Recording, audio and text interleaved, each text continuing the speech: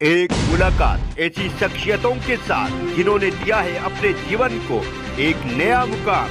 रूबरू कराएंगे ऐसी कुछ हस्तियों के साथ एक खास शख्सियत के साथ मुलाकात जयदेव पटेल के साथ नंबर 1 इंडिया न्यूज पर। नमस्कार व्यूअर्स, मैं जयदेव पटेल और आप देख रहे हैं नंबर 1 इंडिया न्यूज। आपका एक बार फिर स्वागत है एक खास शख्सियत के साथ मुलाकात प्रोग्राम में। आज हम बात करेंगे बांग्लादेश में जिस तरीके से लगातार हिंदुओं को टारगेट किया जा रहा है और कहीं न कहीं अब जो बाढ़ ग्रसित जो एरिया है वहां पर राहत सामग्री नहीं पहुंचाने की एक अपील की जा रही है, कोशिश की जा रही है। और इसी के साथ साथ भारत में जिस तरीके से वक्फ बोर्ड हिंदुओं की जगह को अपना बता रहा है और साथ ही जो लोग हिंदू पलायन कर रहे हैं, आखिर इसके पीछे क्या कुछ रीजन है, क्या हिंदू डरा हुआ है या और कुछ रीजन है, इन्हीं तमाम बात करने के लिए हमारे साथ खास सामान है विश्व हिंदू परिषद के अंतर्राष्ट्रीय अध्यक्ष आलोक कुमार जी, आपका बहुत स्वागत है आज हमारे प्रोग्राम में। नमस्ते जी आलोक कुमार जी, आपसे मेरा पहला सवाल है कि बांग्लादेश में जिस तरीके से हिंदुओं को टारगेट करने की कोशिश की जा रही है, जहां पर जो बाढ़ ग्रसित जो एरियाज हैं वहां पर राहत सामग्री नहीं पहुंचाई जा रही है, इसको आप कैसे देखते हैं? बांग्लादेश में दो धाराएं, एक धारा वो है जिसको लेकर वहां स्वाधीनता की लड़ाई लड़ी और 1971 में पाकिस्तान की गुलामी से वह मुक्त हुआ। वह धारा थी कि बांग्लादेश सब बंगालियों का है, हिंदू और मुसलमान दोनों का है, दोनों मिलकर अपना बंगाल संवारें। दूसरी धारा है जो जमात और बाकी लोगों की है, जो ये मानते हैं कि हिंदू काफिर है और इसलिए उसको जीने का भी अधिकार नहीं है और जब तक जीता है तब तक मानवीय अधिकारों और सुविधा का भी अधिकार नहीं। बार बार वहां दंगे भी इसी कारण।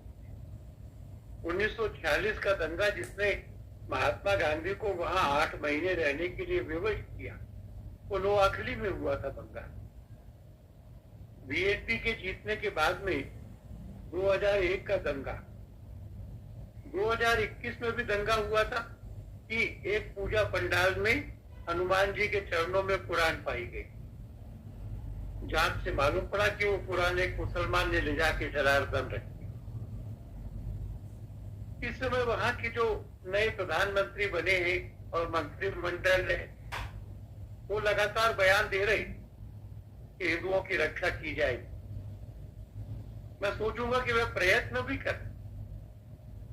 जब हिंदुओं ने अपनी मांगे रखी कि हमको सुरक्षा और विकास दो, जो नुकसान दंगों में हुआ है उसकी भरपाई करो, दोषियों को दंडित करो, तो इन मांगों को स्वीकार करने के लिए मोहम्मद यूनुस स्वयं ढाकेश्वरी देवी के मंदिर में आए।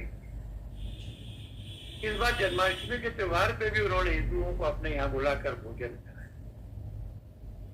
मैं विश्वास करूंगा कि और कामना करूंगा कि वहां इस तरह की ताकतें मजबूत हो और इसके लिए भारत को और बाकी देशों को, वैश्विक संस्थाओं को जो एक डिप्लोमेटिक प्रेशर बना के रखना चाहिए, वो लगातार बना रहेगा। तो निगरानी होती रहेगी तो इन समस्याओं से कुछ रास्ते निकले। आलोक कुमार जी, अब मैं अगर बात करता हूं तो बिहार की राजधानी पटना में जो हिंदू जो कुछ लोग रह रहे हैं वहां पर, उनको वक्फ बोर्ड की तरफ से एक नोटिस जारी किया गया और 30 दिन के अंदर अपना मकान जो है खाली करने का कहा गया है कि जो जमीन जो है वक्फ बोर्ड की है। हालांकि इसके बाद मामला जब कोर्ट में गया तो कोर्ट ने जब उनके सामने प्रमाण मांगे तो प्रमाण अपने प्रस्तुत नहीं कर सके। तो क्या हिंदू डरा हुआ है देश में?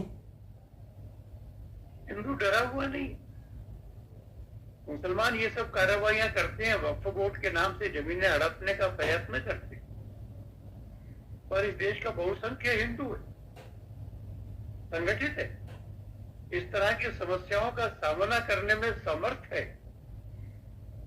और इसलिए कहीं कहीं जैसे पश्चिमी बंगाल में कठिनाइयां खड़ी होती होगी, तो साधारणतया देश भर में हिंदू कोई झगड़ा शुरू नहीं करता और कोई झगड़ा उसके साथ शुरू करता है तो आत्मरक्षा के अधिकार का उपयोग करके सामना करता है, हावी होता है। जी आलोक कुमार जी, देश के विभिन्न राज्यों में अलग अलग क्षेत्रों से हम देख रहे हैं हिंदू कहीं न कहीं पलायन कर रहे हैं या पलायन करने की जो कोशिश कर रहे हैं। आखिर इसके पीछे क्या कुछ मजबूरी है, ऐसा आपको लगता है? जयदेव जी, ये थोड़ी अतिशयोक्ति। ऐसा कोई व्यापक स्तर पे पलायन होने की हमको जानकारी नहीं। किसी किसी कस्बे के किसी मोहल्ले में ऐसा हो रहा है जी। वहां भी हम हिंदुओं को कह रहे हैं डटे रहो, हम साथ खड़े। पर सारे देश में बहुतायत में हिंदू अपने स्थान छोड़ने के लिए भाग रहे हैं, ये सच नहीं है जी।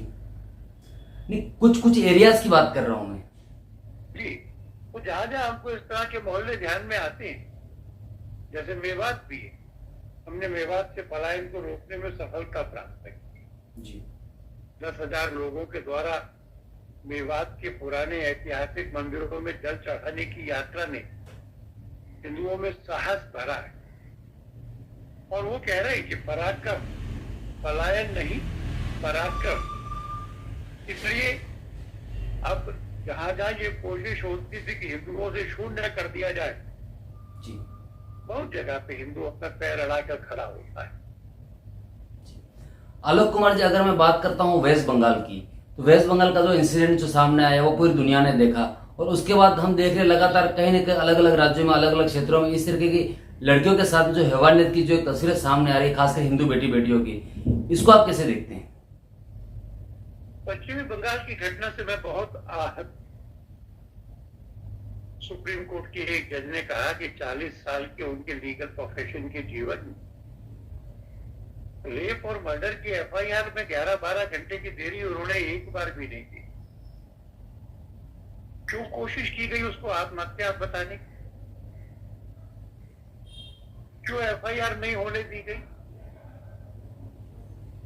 कितने बड़ी धक्के की बात है कि वहां के प्रिंसिपल को बचाने के लिए जिन लोगों का नाम आ रहा है उसमें मुख्यमंत्री का नाम, जिन्होंने उस घटना की निंदा की, उसको पार्टी के पदों से हटा दिया गया। सारे प्रमाण मिटाने के लिए वहां भीड़ भेजी गई, और लॉ एंड ऑर्डर की जो मुखिया है वह मुख्यमंत्री उसके बाद में धरने पर बैठे। ये नाटकबाजी हो रही। पर बार बार ये ध्यान आता है, चाहे संदेश खाली हो चाहे ये जगह हो, कि उनकी पार्टी, ममता जी की पार्टी अपराधियों की और अपराधियों को संरक्षण देने वाली पार्टी बन गई। इससे वहां की संपूर्ण जनता त्रस्त है। उनका और मुसलमानों का गठबंधन ये हिंदुओं को भी आतंकित करने का प्रयत्न करता है। ये स्थिति चिंताजनक है, इसके उपाय खोजे जाने की।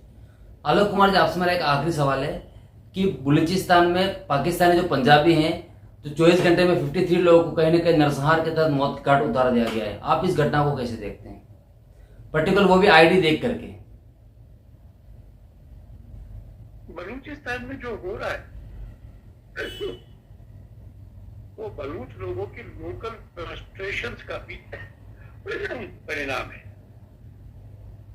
44% लैंड एरिया पाकिस्तान का बलूचिस्तान में, वहां पर राज करने वाले लोग एक विशेष प्रदेश के रहे, और बलूचिस्तान के साथ में मिलिट्री के द्वारा व्यवहार किया जाता है।